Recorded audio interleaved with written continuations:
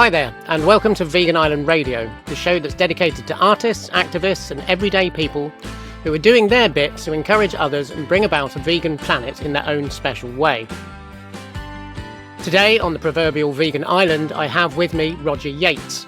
Roger is a long-time animal rights advocate, with a history that includes the British Union for the Abolition of Vivisection, the Animal Liberation Front, and the Fur Action Group.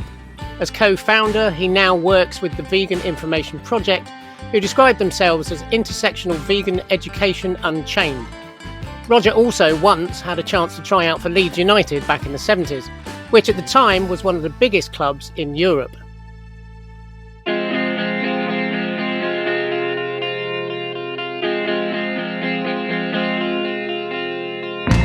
This is the story people don't want to know, about the horrors for the animals stolen from their own families, left to suffer and die all alone.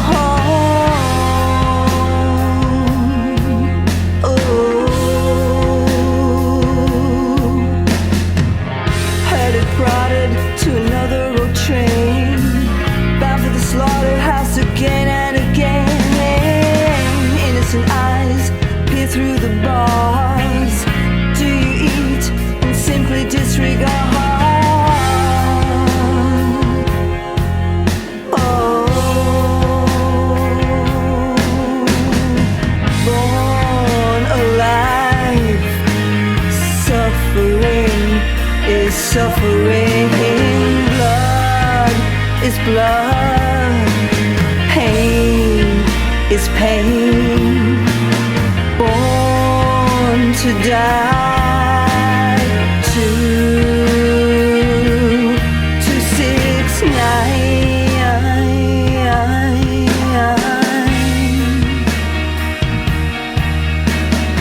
Fur, hair, leather, feathers, swim, run, or fly away. Animals are innocent casualties. No longer can we be silent for another day. Be the voice of the voiceless. Born alive, suffering is suffering. Blood is blood, pain is pain. Born to die. 2269.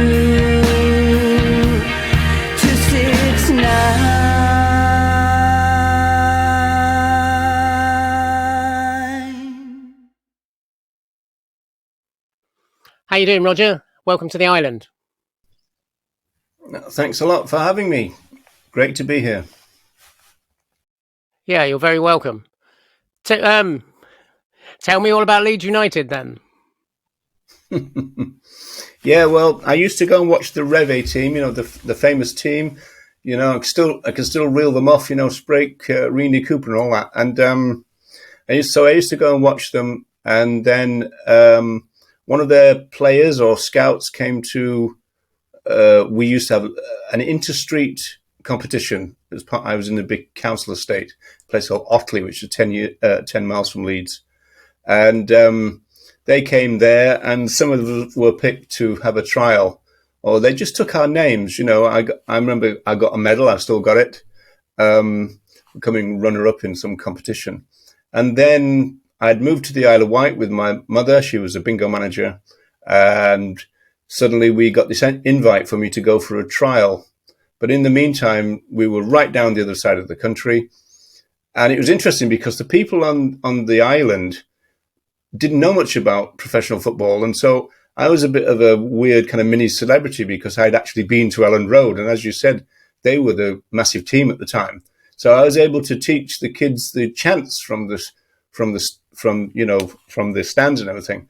And they thought that was marvelous. And also I had a problem with my knees at the time. I saw a specialist, and I would have to have some specialist kind of operations on both knees. So it kind of never happened, but it was a possibility. I could have had a curly perm and be like Kevin Keegan, but never mind. That's definitely a sign of the times.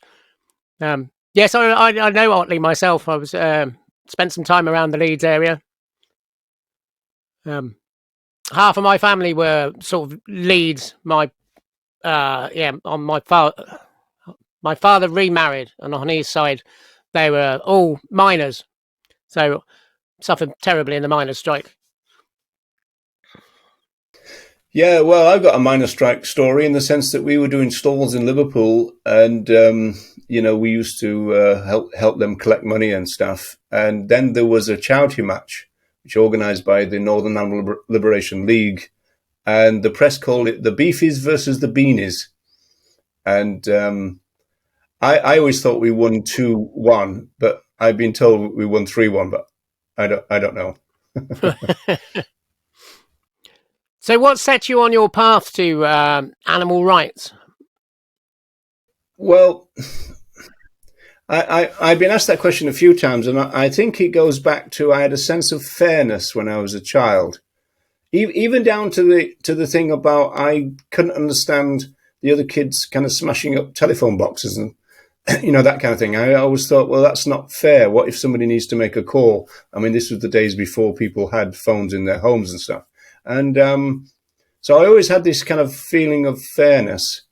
And when I did get to the Isle of Wight, my first job as a projectionist and stuff, I remember being in the staff room and an usher killed a crane fly for no reason at all. And I thought, this is just not fair, And even at school, I remember releasing wasps who all the other children were trying to kill. And so I would jump from desk to desk, kind of trying to let them out.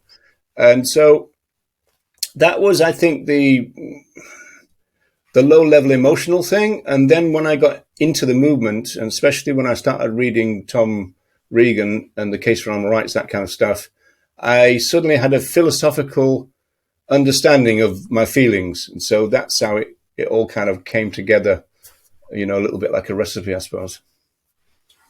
And you joined the Hunt Sabs. Is that correct?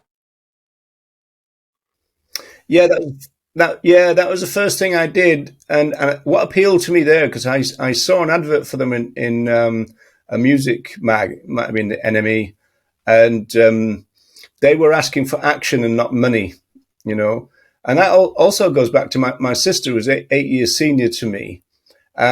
She used to be into conservation kind of things, and she was always collecting money for the lion appeal and the elephant appeal and this kind of stuff.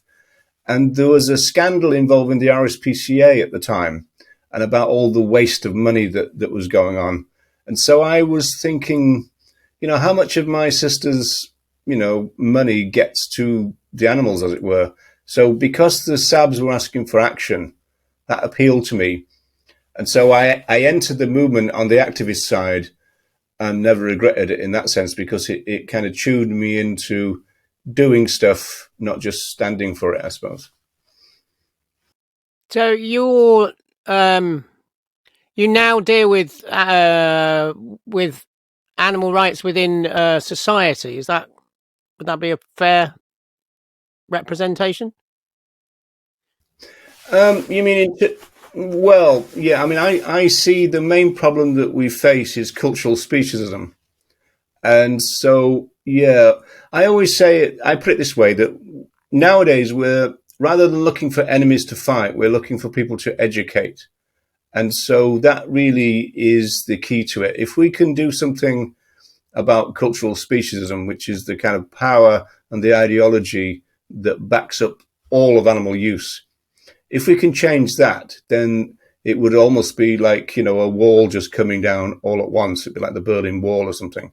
So we've got to weaken that ideology, and everything else will follow from that. And so the idea of taking the wall apart brick by brick, we've changed that kind of idea and thought, well, we've got to go for the more fundamental thing, which is the culture of society, which is, let's face it, we're talking about a very deeply speciesist culture.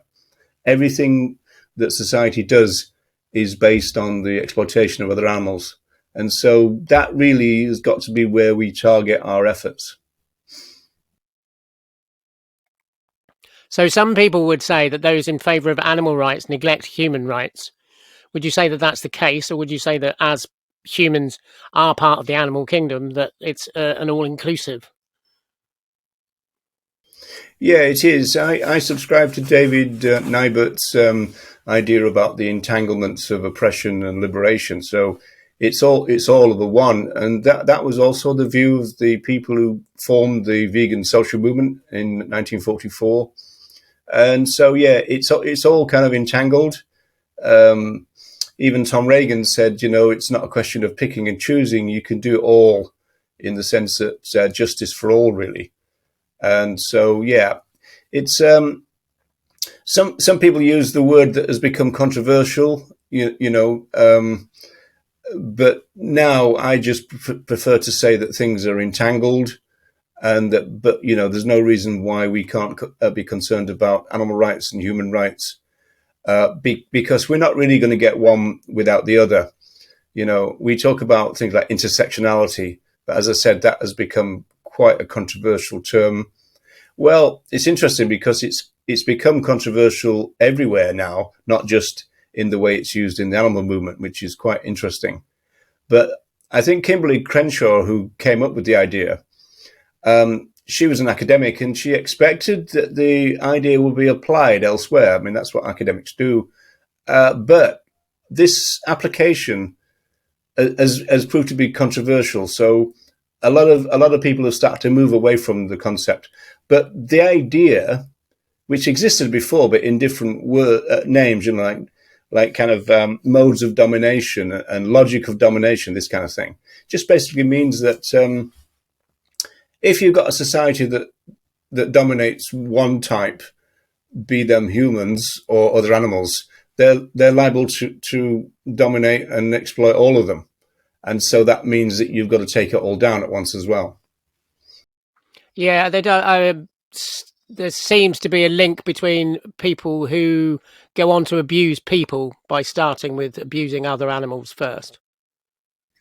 Yeah, there's a very strong kind of research suggestion that is true. There's virtually no cases where, if you like, they didn't start out with other animals, and then, as it were, progress as it would be seen in the kind of research to human beings.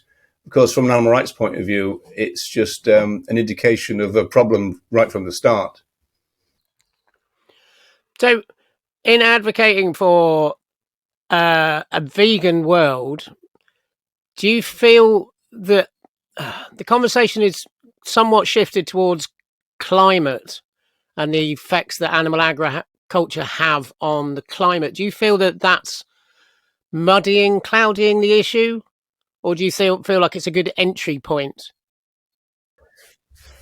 Yeah, well, yeah. I mean, I know there's this kind of gateway kind of argument, but I think the bigger issue is not climate, because veganism has always been interested in the environmental issues. I mean, let's face it, in bold sense, the environment is the habitat of other animals. So vegans have always been interested in that.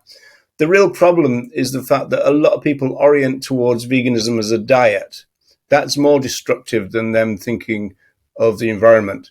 But in terms of kind of gateway, the research suggests, there's not a lot of it, but there is some research, suggests that doesn't really matter why people come into the movement. Could even be health reasons, right? But if they don't engage with the ethics, and as early as possible, which is the advantageous thing, then there's a problem. So non-vegans, the opponents of vegans, they delight in saying that there's some research that suggests that 80% of people stop being vegan. That's not entirely technically true. It basically means that about 80% of people stop being plant-based. The people who actually become vegan, in other words, ethical vegans, they tend to stay vegan. But they're the people who have kind of, if you like, just stayed on the health path, and they've never really engaged with the ethics. And if you do that, it's a problem. If you do engage with the ethics, then you've got this situation of, people say, how easy is it? Is it difficult? These kind of things. And of course, if you've got an ethical reason to do something, then you find a way around that. Those concerns are not as big as if that's your chief concern about, how difficult is it? What about my next meal and this kind of stuff. If you've got the ethics first, we've got a whole series of banners which say, before you ask how, ask why. And if you get the why, then the how is a lot easier. Yeah, I think that's fundamental, really. And as you say about the diet aspect, there seems to, in my mind, there seems to have been a massive increase in vegan activity. But that seems to be conflated with the plant-based diet. There's a lot more of a shift towards a plant-based diet, but not necessarily towards a vegan ethos or towards the fundamental philosophy. Yeah, my concern is to make sure that people know the fundamental philosophy, and that's why I'm interested in talking about the history of the movement, so people have got that kind of philosophical, kind of ethical kind of base to their knowledge about veganism. Yeah, otherwise we could have a problem. I suppose the big increase in recent years with vegan activism, I suppose most of that you would call that actual vegan activism rather than plant-based promotion. But all of this is taking place within a capitalist situation. And so obviously what you've got then is you've got kind of capitalistic industries looking, and they've identified a plant-based market now, and they're kind of exploring it, exploiting it and everything. And so it's kind of inevitable that would happen, that once you get an increase in people identifying as vegan or identifying as plant-based, you're going to get companies moving in to try and exploit that market. The benefit of that actually is the fact that they have started to use the word vegan. And so you see the word vegan on all the products and in all the supermarkets and that kind of stuff. And that's had a really good effect on the movement, because until around about, it's only a few years ago, but say, just as a rough figure, 10 years ago, most of the movement, if we're thinking about the national or international groups, they were pretty terrified of the word vegan. So they would use words like veggie and veg instead, this is our veggie starter kit and this kind of stuff. Now they're kind of promoting veganism. And so it's almost like the supermarkets and society has pushed the movement into realizing that veganism is not a scare word. I think the grassroots have been saying that to the movement for years and years and years, but they were always wary. Don't kind of upset the vegetarians. What about the flexitarians? What about the reducitarians? They were always think, because those are the donors. So it was all to do with money. With the grassroots, it's to do with the message. And so now we've got a situation where everybody really is talking about veganism, but there is also a push to kind of redefine it as plant-based, and then there's another push to redefine it as something like a militant version of the RSPCA, which is very worrying for me. You get a lot of people now, even influencers and people with a lot of influence in the movement and elsewhere, talking about veganism is about reducing suffering. And it's not. It's about the abolition of animal use. And it always has been. Right back in the 1950s, they were talking about, this is the pioneers, they were saying, we're on the side of the liberators. We're not about welfare, we're about liberation. They had a strong kind of revolutionary outlook.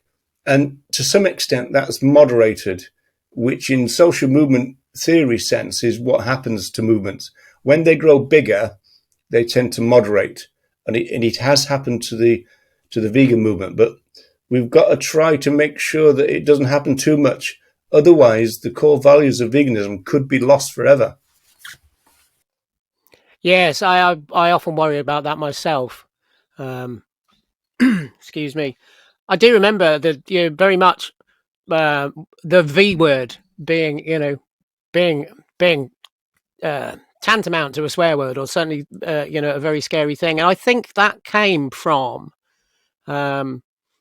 people like us who are older. I know you've got years on me, but I think that came from the only people who were vegan were animal rights activists.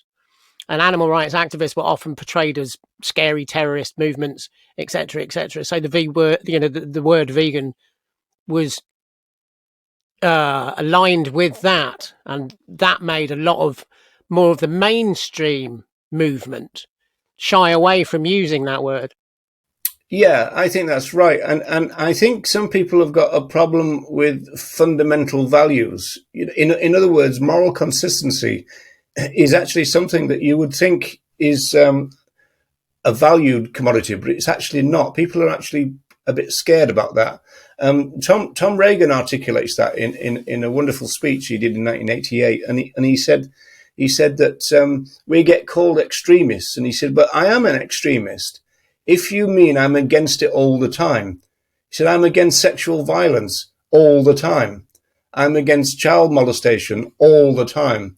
The abuse of the elderly all the time. If that means extremist, then I'm an extremist. But I think some people do worry about coming over as fundamental. But if fundamental just means morally consistent, there's nothing wrong with that. You've almost like got to argue the case and say, well, not being morally consistent is not a good thing, which it isn't. No, I think within media, particularly, the use of language is often distorted. I mean, take the word anarchy, for instance. Anarchy is really the fundamentals of democracy, but you wouldn't think it to read anything in the media. Yeah, well, obviously, if you think about things like religious fundamentals, it's a negative, right? But in terms of moral fundamentalism, that's a good thing. So now, obviously, you're still pursuing your outreach. I know that you were at the gala. Was that last week or a couple of days ago? Yes, it was. 2 days ago. And so, also with your outreach, you've got the Vegan Time Tunnel, which I'm quite an avid watcher of, and Still Alive with you and Ronnie, which superb title. The title was Ronnie's idea because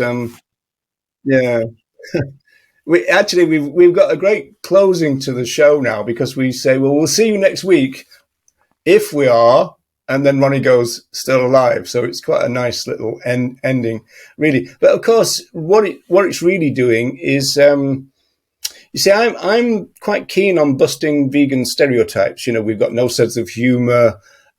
People kind of drop out after 7 years and this kind of. In fact, it's really interesting. You'll like this. There was an influencer, and he recently kind of announced that he'd been vegan for 7 years, and it was kind of, wow, that's amazing, but this is the kind of, if you like, the base of the movement can be quite young. And there is this kind of myth going around that long-term veganism is not a thing. And of course it is.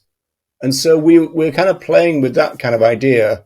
Ronnie is vegan 51 years. I'm vegan 44 years. We know John Cross, who's Leslie Cross's son. He's been vegan for 80 years. Ronnie knows quite a lot of people who have been vegan for more than 50 years. So the idea that veganism is a young person's thing and also short term is not entirely true. It's just that, you've got some anti-vegans, like vegan deterioration and all that, and they play on this idea that, well, you can do it for 5 years, but then your health is going to deteriorate and that kind of stuff, which is not true. Yeah, I mean, most of the people within my circle, I tell a lie, I have two circles. I have a circle of people that are all quite young and brilliant animal rights activists and vegans. And then there's the people who are around me naturally. They're all, we're all 30-odd year vegans. And it's quite surprising, because within our circle, we don't even think about the amount of time that you've been vegan. And then you find yourself talking to one of the youngers, and they say, oh yeah, I've been vegan for 5 years. How long have you been vegan for? And you tell them, and they're just blown away by the concept that you're still doing it. You've still, how could you survive that long? How can you still be here, still doing it? I think possibly that's because of the resurgence and people feeling like it's a new, fresh thing. Another myth, though, is that, veganism must have been virtually impossible back then. Of course, it wasn't. I mean, fruit and vegetables are the basis of the plant-based diet, and they were always available. And so what tends to happen is that the conversation is almost about the vegan meats and the vegan cheeses and all that. But even back then in the 1980s, you had those, or you could make your own cheese. It wasn't as kind of barren as people think, in that sense. But people almost like think, I suppose it's when you think about things like socializing, eating out, going to a restaurant, that was more difficult than it is now. There's no doubt about it. Yeah, I mean, I often joke with people about that because people will still maintain that becoming vegan or taking on a vegan diet is a difficult thing. And I always say, well, we come from back in the day when there was nothing to eat, nothing to drink, nowhere to go, and no one to talk to. Who wants to talk to a vegan? Exactly. Yeah.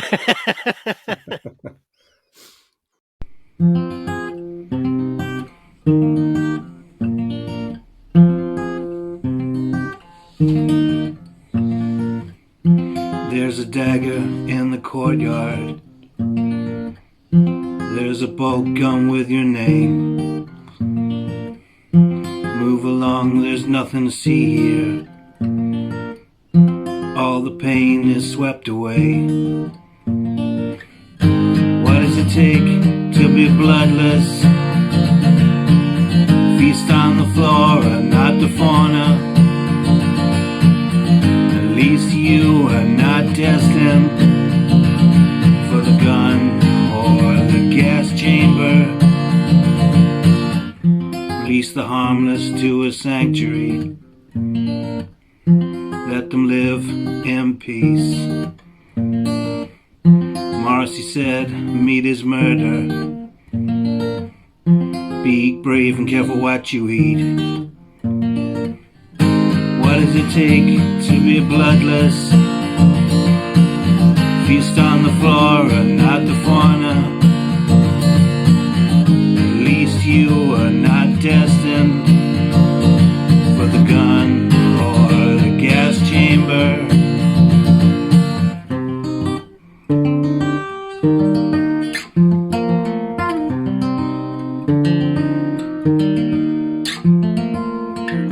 Enjoy your flesh. More of a man than I, to prey on the weak. You savage, you justify. What does it take to be bloodless? Feast on the flora, not the fauna. At least you are not destined for the gun or the gas chamber. What does it take to be bloodless? Feast on the flora, not the fauna. At least you are not destined for the gun or the gas chamber. For the gun or the gas chamber. Now, unlike some other islands out there, we want you to have some things that are actually worth having for survival. So we give you a complete botanical encyclopedia which will enable you to forage for all the plants available to eat across the globe, and of course a boat, in order for you to venture away from the island and continue your journey into the ocean of opportunity for self-development and vegan outreach. You also get to take one book, one website address that you can recommend to fellow travellers, and your own personal must-have vegan item in order to keep your spirits up and strengthen your resolve. So firstly, what book would you like to take with you on your journey, and why? Well, it's a hard choice, and I'm always tempted to pick something from David Nybert, but I've got to go really with Tom Regan. And normally what I say is, rather than his kind of groundbreaking text from 83, The Case for Animal Rights, I normally say Defending Animal Rights from 2001. But on this occasion, I think I probably would take the case, just on the grounds that it's quite dense philosophically. It takes a bit of time to really get into it. And so it would be a great thing to keep revisiting, and it would keep me busy for ages. So I think I'll take The Case for Animal Rights by Tom Regan, 1983. So would you like to explain a bit of the context within that book? Excuse me. Yeah, well, credited to really be the first time we have a rights-based theory of animal rights, essentially. And I use the phrase rights-based animal rights, which is a bit of a mouthful. It's just that within the animal rights movement, the word rights is used rhetorically without any philosophical depth. Now, the case provides that philosophical depth. And so it's actually rights-based. It takes rights seriously. It suggests that other animals are rights bearers, that they're rights holders, which means that what we do to them when we use them is a rights violation. And so this is kind of an abolitionist idea, moves completely away from welfarist ideas, which are based on things like don't be cruel, have mercy, minimize suffering and all that. The case is an abolitionist thing that says, no, it's not about moving away from animal use or reforming it so it's a bit nicer. It's about ending animal use completely. And one of the kind of main slogans of Tom Regan was things like, we're not looking for larger cages, we're looking for empty cages. So it was the first statement of abolition. It was about 10 years, or at least a few years later than Animal Liberation, which is the famous book by Peter Singer in the movement. But that's not an abolitionist book, and it's also not a rights-based book. In fact, in Animal Liberation, Singer said that he can't really see a philosophical or moral argument against free-range egg production, for example. These ideas, come into the movement quite a lot. Melanie Joy, even in 2010, said that we can procure eggs and dairy without violence. So there are these kind of utilitarian non-rights ideas which are very prevalent in the movement.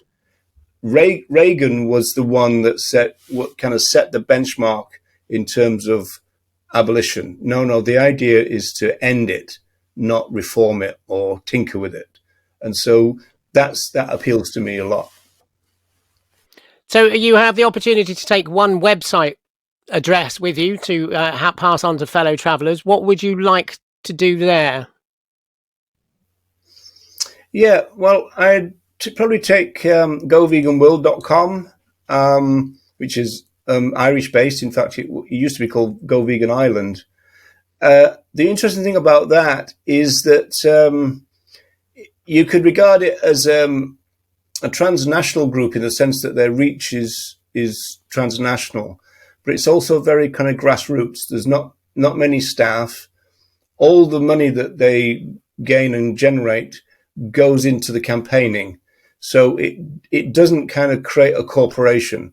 There's far too many corporations in this movement, which kind of hold the money. And that money needs to be being actively used, not just kind of held. And so Go Vegan World kind of almost like personifies that for me, in the sense that all their money goes for outreach. And the form of outreach they do is these big billboard campaigns, which have generated quite a lot of press, TV, radio, media coverage. The farmers, in particular, really hate it because of the messaging. It's non-graphic, so it's very educational. Their leaflets are brilliant for things like door dropping. So Go Vegan World would be where I go there.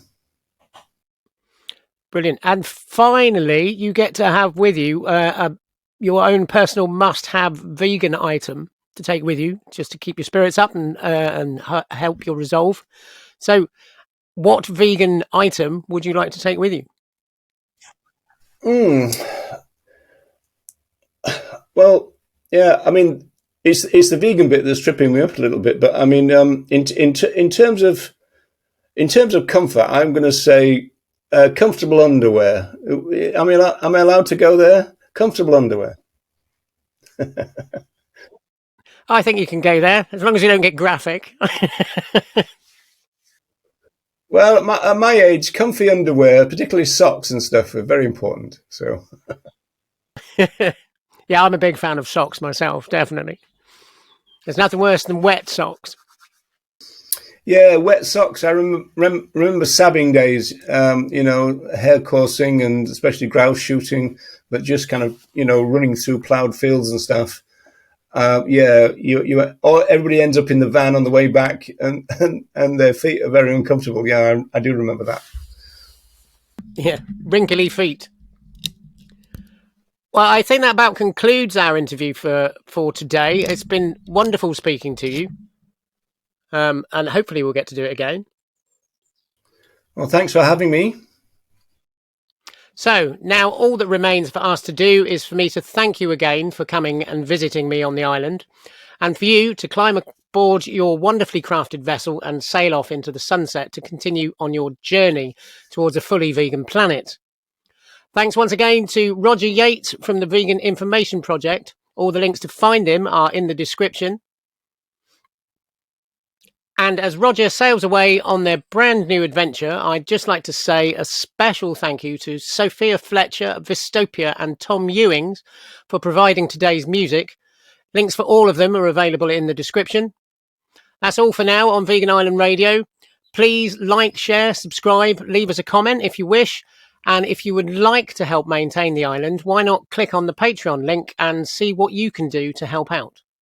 Thanks once again for tuning in, and be sure to join us next Sunday and see who else washes up on our shores.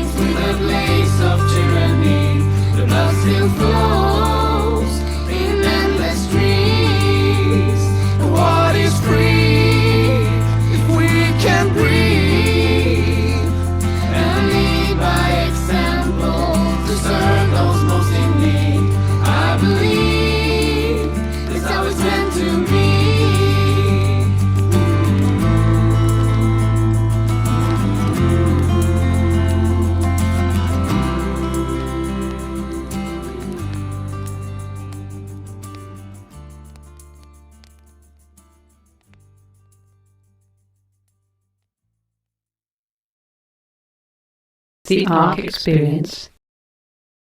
Hello, Roger. Hello, Arque. Are you ready for your questions? Yes, fire away. If you ruled the world, what would be the first thing that you changed? Everything. I would, I'll change the values of the world. In vegan terms, the first question that we ask, this is a bit kind of anarchic really, but the first question we ask is something like, is this just? Is this right? Is this okay? Rather than, is this profitable? Because in the world we've got now, it's all to do with instrumental reason, using others as resources and instruments. I would change that. We don't want to see each other like that, but that is a product of our values. So I would change fundamental values. That's what I'd change. After the ALF released 5,000 mink into the British countryside, what lessons do you think have been learned, if any? Yes, well, the release of minks have been very controversial within the ALF for many years. The lesson really would possibly be release them into the compound and destroy the cages and not release them into the environment. Because the sad fact is that most of them stay around the farm. Quite a lot of them get killed on the roads around because they're not used to traffic.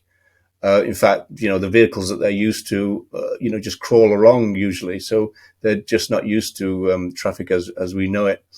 And then if they do manage to spread elsewhere, then they find an environment full of free-living minks as well. So then they end up having to have fights with those and everything else. So possibly of all the ALF activities, the release of mink is the least well thought out in terms of its consequences. So I suppose the lesson is, bluntly, you could say don't do it or do it in a different way. Have you ever crimped your hair? I don't know whether it was crimped. I in the 70s, I had very long hair. In fact, I could reach around the back and grab my hair when I was at school. And so one time I did have a curly perm, Mark Bolan style, but I'm not quite sure if that's really crimping, but it was perming, I suppose. What is the airspeed velocity of an unladen swallow? Yes. Well, that's for when I'm looking for the Holy Grail. Well, I believe you've got to be a king to know that, and because I'm not a king, I don't really know. So I have to pass on that, I'm afraid. Who is your favourite musician or band? It's Mark Bolan and T-Rex or Tyrannosaurus Rex in the early days, even John's Children in even the earlier days. And so I've always had a soft spot for T-Rex. If I had to analyse why, I'd have difficulty. It's just the vibe of it just suits me for some reason. I just love it, really. Is there anything you would change about your past? Yeah, well, that's actually a difficult question for me in the sense that, I come from a pretty dysfunctional family and, so I suppose my family relations have never been that good. I don't want to get into psychiatrist's chair mode here, but again, I'm not quite sure whether I would change that in the sense that I don't believe in the ideology of the family either. But I suppose, my own relationship with my own children, for example, I would probably change things about that, if I'm honest. I've always been really involved so much with the movement. I suppose you could argue, and it would be true, that I've neglected other things. So I'd change that, but if I had to repeat it, I'd kind of still be as involved in the movement as I am now. So, yeah, as I said, it's not an easy question, that, for me. What are you scared of? I'm scared of a non-vegan world, possibly. I don't know. That's another difficult one.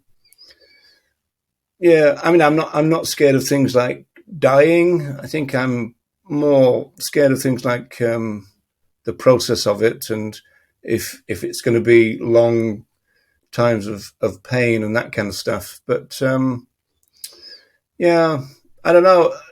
I'd have to have a half pass on that one as well. Another difficult question, that one.